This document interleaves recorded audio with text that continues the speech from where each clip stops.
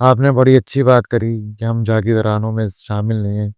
आज एमक्यूएम के जो रहनुमा हैं, उनके लाइफ़स्टाइल बदल गए हैं।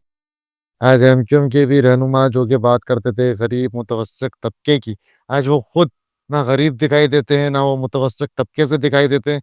वो तो खुद आज जागीरदाराना लाइफ़स्टाइल में दिखाई देते हैं। डाले चल रहे हैं, लैंड क्रूज़रें चल रही हैं, प्रोटोकॉल मोबाइलें चल रही हैं, कोऑर्डिनेटर साथ चल रहे हैं। तो क्या एमक्यूएम बदल चुकी है? क्या एमक्यूएम भी एक जागीरदारों की जमात बन चुकी है?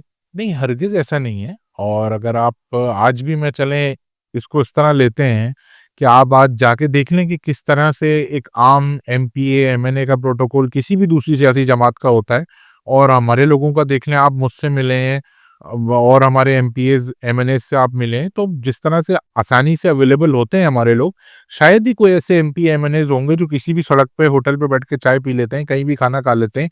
हमारे एक्सेसिबिलिटी कोई इश्यू नहीं है। अच्छा, जहाँ तक रही बात कि भई अगर किसी को डाउट है कि एमक्यूएम में किसी ने कुछ गलत किया है, तो भई अदालतें मौजूद हैं।